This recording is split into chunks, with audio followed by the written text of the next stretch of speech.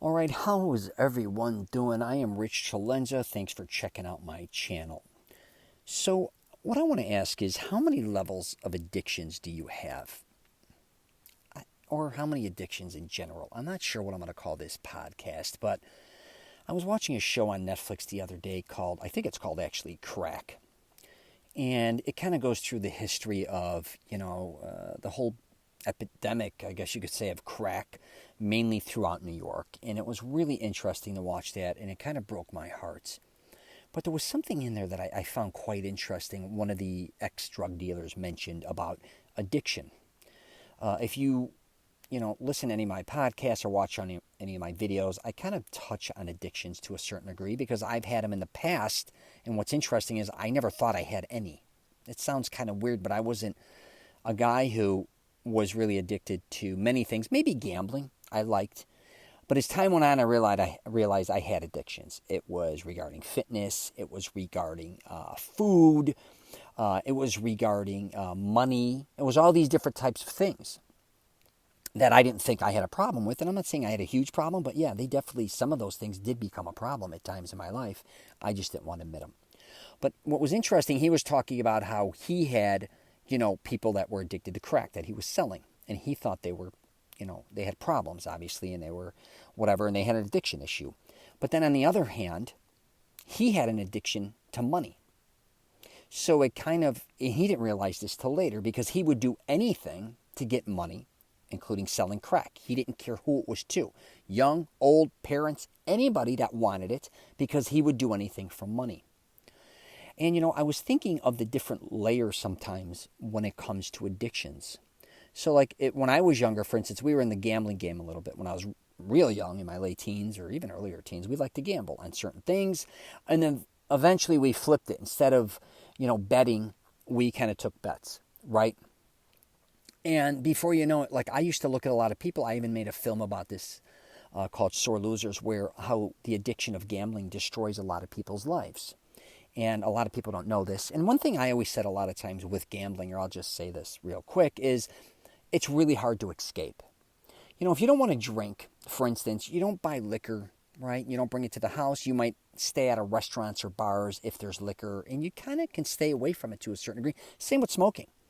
You don't buy cigarettes, and if no one in the house smokes, you're really not around it a lot. But if you love gambling, most likely you like sports, it's really hard. I don't care if you put on a television set in your home, your friend's home, you go to a bar, you go to a restaurant. Also, if you have friends that like sports, it's really hard to avoid sports if you're a dude. And I would say female as well, but it's not easy. Put that aside. But back to, addictions. I was looking a lot like what he was saying because I in my film, I talk about guys that were so obsessed with gambling, they'd lose so much money, and then I would see their kids, they couldn't even afford to take them to the dentist. So you're taking money from a father, and he can't take his kid to a dentist. That shit, I put it in my film. But that shit happens to people. You're taking money out of their family's mouth, and a lot of people have a lot of issues. That's one of the reasons I couldn't even do that anymore, to be honest with you, as time went on. I didn't like that shit. I was able to say, what's more important? But I also had other opportunities to make other money working with my father in the vending business and kind of doing whatever I wanted to do. If I was just a bookie, say, for instance, I wonder if I would have given a shit because that would have been my only livelihood, or I may have been involved with other things. Who knows what it could have spun into. But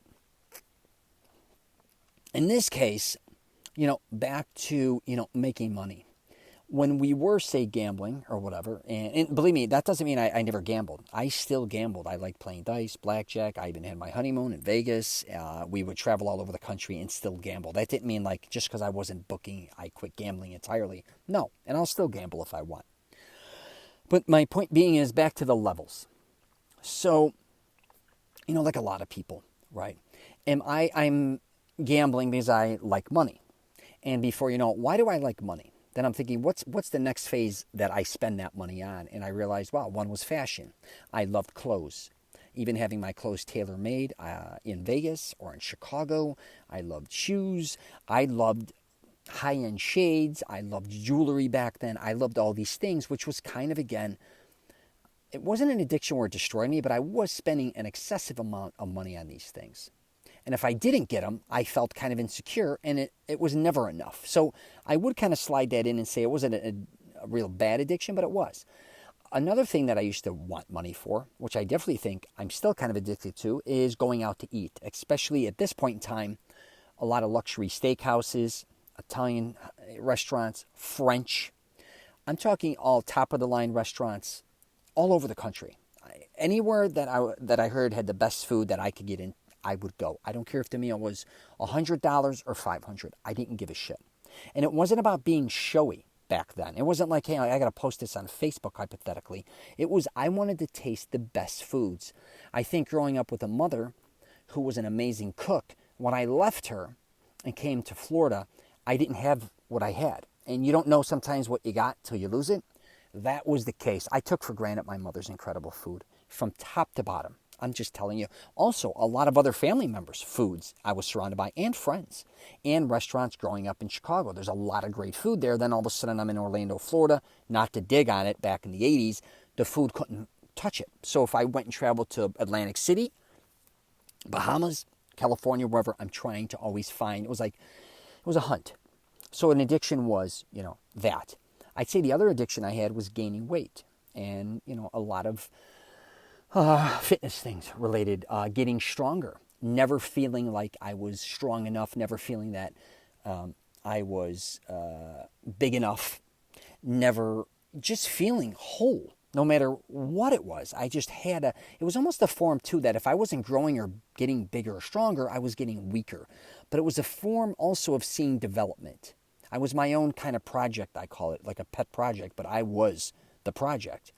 So that definitely was something I was kind of addicted to as well, right? And then there was a lot of other things, but my point being in this, I don't want to get super long-winded and talk about my shit, is like, what are your addictions? And are they helping you or hurting you? And how many levels are there, right? And, you can have good addictions or bad addictions or whatever the case may be, whatever it may be, but like, start from the stem of it. I think, is really what we sometimes have to look at. Why are we doing what we do? And why do we keep doing what we do? And what are the results we're getting? A lot of times we are not happy with the results we're getting to a certain time, at certain times in our life. Why is that? I have no idea. But it was funny that, again, I went back to the layers. Now I'm looking at my life. I'll just give you a for instance, like, what kind of are my addictions a little bit? What kind of makes me feel insecure, what I have to do, or I feel like I have to do? One would be my podcast. It's the one thing I don't want to give up right now. I don't know what it is. I kind of always, I think my mother started the programming when I was younger, being in the radio and always saying it to me. You should be in radio, you should be in radio. I just had no interest in radio, mainly because I hate commercials. And that's one of the things I really wasn't involved. I watched TV like everyone else, but it aggravated me, commercials, and I think that's why I loved movies, because there wasn't anyone interrupting me. But when podcasts came around, even like 12, 13 years ago, some friends graduated from Full Sail, and it was more like, a podcast kind of, I heard a little bit about it, like 10 years ago is what I should say, but I heard about these things you could set your own radio, like your own radio station or your own radio program, I guess you could say. And I was thinking about doing that. But so for a long time, I even created things about it, and even though I wrote books and I created a program in between there and was working on a clothing line and all these things, I kind of liked the podcast, and I kind of wanted to make it where I interviewed people, and I did that, and I kind of was okay with that, but I kind of went back to what I'm doing right here, right now, if you're listening to me. But besides that, I still have an addiction going to the gym, but I look at that as beneficial, and the way I work out now is for longevity, health, and wellness. So I look at that now, instead of when I had an addiction to fitness, I took something healthy and made it unhealthy. It's kind of, it's the flip of that. Let's just put it that way. I still eat out. There's no question I have an addiction to that. A new addiction, I would say, is coffee for me. I love coffee in the afternoon or later at night. I quit coffee. I used to drink it as a little boy, 5, 6 years old, with a lot of immigrant Italians that I had and family members even. A lot of Italians were drinking espressos and cappuccinos as a little boy. I loved it. Quit because I thought I was going to have a heart attack. I was drinking too much. Jumped back into it in high school because they were making all beautiful Italian coffees. I lived in Melrose Park. Caught myself really, again, almost having a heart attack. Quit till a few years ago. And now I'm back. I love it. I'm not a morning guy with coffee, but is it healthy or not? I don't know. But again, I'm trying to weed out, my point being on this end of it, where, an addiction too would be something calming to me. Learning how to relax. Learning to go to the sauna, let's say, as much as I can. Learning to walk more. Learning to just calm myself down. Not an addiction where it brings more anxiety, more anger, more frustration. So, again, there are going to be different layers, I think, throughout my life with addictions. I still love Coke, for instance. I don't care. I like going to fast foods too, I should say. Eating out. I still like all those things. And that is one thing I would say I spend way too much money on, is eating out. It's just part of who I am.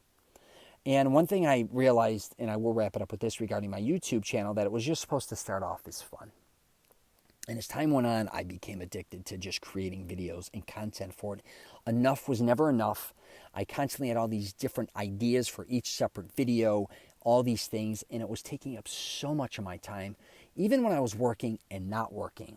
So again, I had to back off and say, hey, is this beneficial to me right now? Sure, I think it's more beneficial to others, which I love, but it kind of was just exhausting me. So I just thought I would kind of let that go. And I have for right now. And if I do come back to it, I'm going to structure it much differently.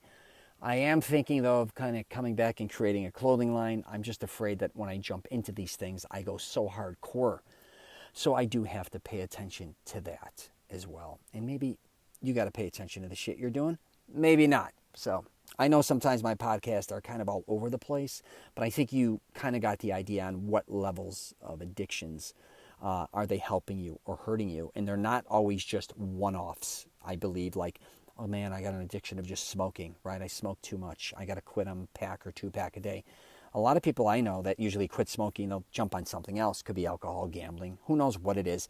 But there's usually a lot more layers to than just smoking. Most people I know, I'll just use, for example, smoke, a lot drink, a lot gamble, or a lot, whatever the case may be, whatever other thing.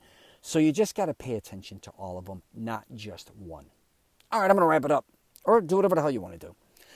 If you get a chance, check out my webpage, richcelenza.com. I'm also on masteringselfconfidence.com. You got any questions, comments, hit me up. If you agree or disagree, these are just things I've gone throughout my life. Maybe something can help you, maybe not.